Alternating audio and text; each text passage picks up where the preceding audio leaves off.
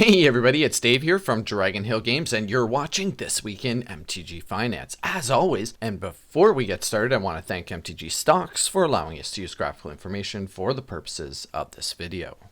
Well, Kaldheim spoilers are upon us. We got a bunch of them at the tail end of last week, and we'll discuss some of them throughout the course of this video. Now, surprisingly, they're not really affecting our top 10 list, except for our number one winner this week.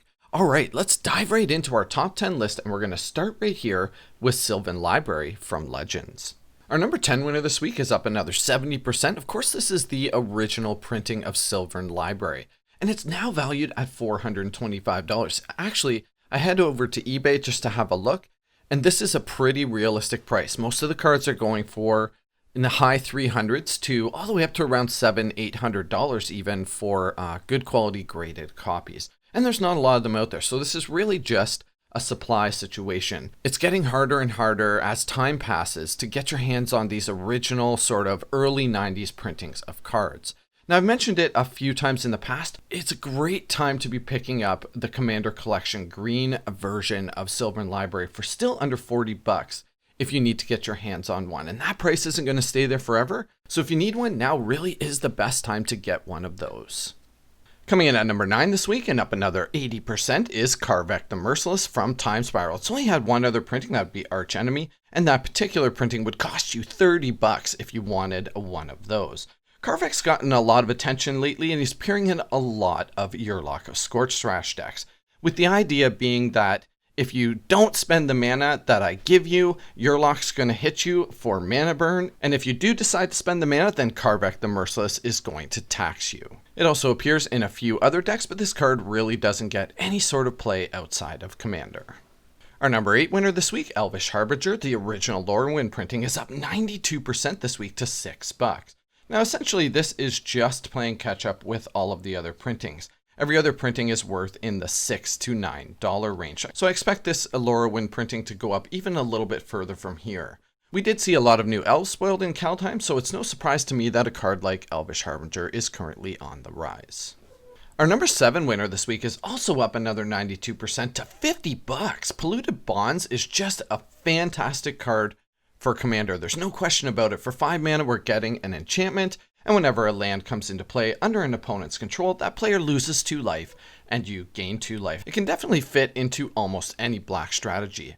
This card has had a great trajectory, and it's been worth quite a bit of money ever since around 2018. It continues to rise and then go steady for a little while, and then rise and go steady again. And I expect that this trend is going to continue until we finally see a reprint of Polluted Bonds.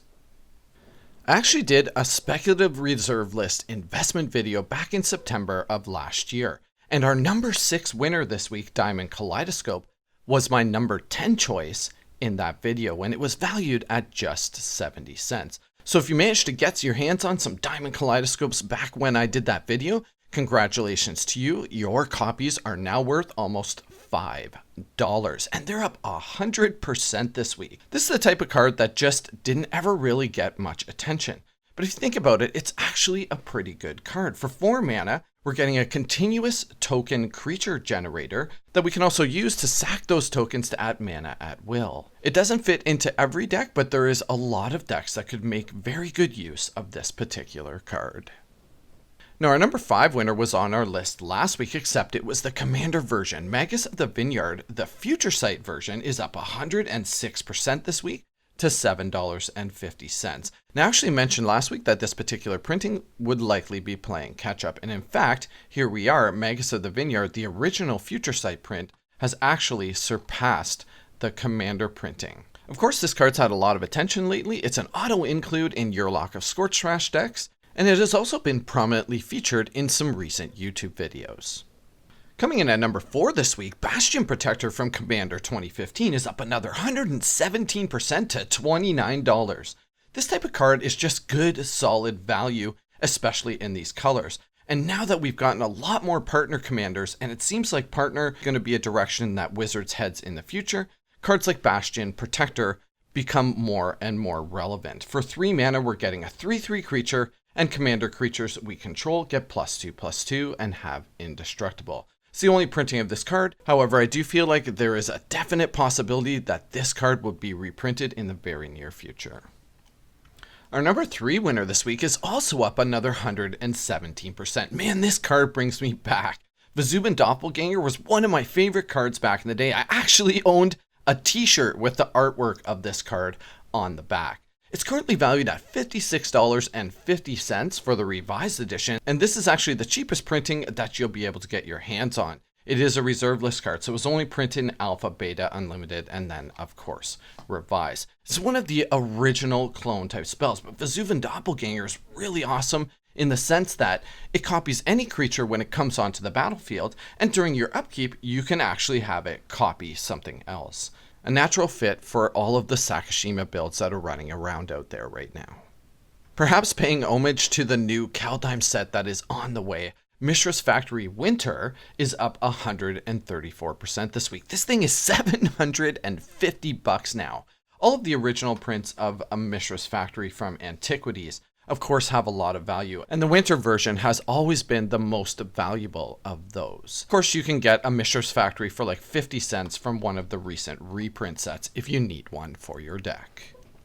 And our big winner this week, up 326% to $4 even, is a common from Cold Snap. That's right, it's Into the North. Now, if you've been keeping up with the Kaldheim spoilers this week, we're getting all 10 fetchable snow duels in the common slot in Kaldheim. Now they come into play tap, but you know what? These are fantastic lands for Commander, and they're going to go a long way in reviving Snow as far as a strategy for Commander decks. And if you're going to be playing Snow, then playing Into the North is going to be an auto include in any deck you build that's in these colors. For just 2 mana, we can search our library for any Snow land and put that card into play tapped. And you know what?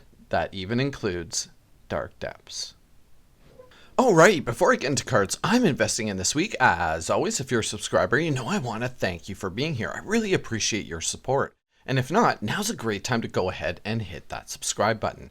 And if you're looking for a way to support this channel, you can head on over to our online marketplace, www.dragonhillgames.com. You can find a link for that in the description of this video. We're still looking for a couple more sponsors for Kaldheim box opening, so if that's something that interests you, go on over and check that out.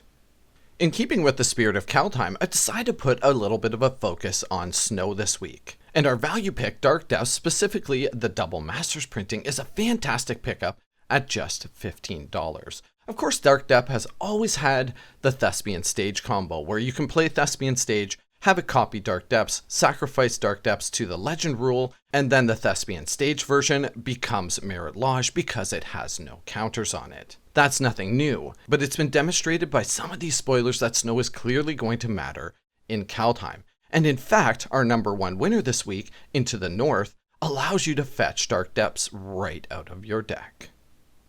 I tossed around the idea of whether or not to include Borealis Druid as a recommendation this week. For just $2, this is a Commander staple, and it's also a Snow permanent. Now, there is the distinct possibility that this could be reprinted in Kaldheim, and if it does, price on this will stabilize, but could definitely see some downward pressure. It had one other reprint as a Mystery Booster retail exclusive, so a foil-only version, and that particular printing is $2.50. Now, in the event that Borealis Druid does not get reprinted in Kaldheim, I would expect this to continue to rise and rise sharply in the very near future. And last but not least, we have our speculation play for the week. That's right, it's Merit Lodge's Slumber from Modern Horizons. Pick this card up now for just 50 cents. It's going to be an auto include in any Commander decks that have a Snow theme in these colors. First of all, it counts as a Snow permanent. Secondly, whenever another Snow permanent enters the battlefield, you get to scry 1. And lastly, at the beginning of your upkeep, if you control 10 or more Snow permanents, you sacrifice Merit Lodge's Slumber and create a Merit Lodge token. The second part of this card could very easily become a reality for Snow-themed Commander decks now that we have fetchable Snow duels. Alright, I really hope you guys enjoyed this episode of This Week in MTG Finance. If you did, go ahead and smash that like button, it really helps me out, and we'll see you again soon. Bye for now.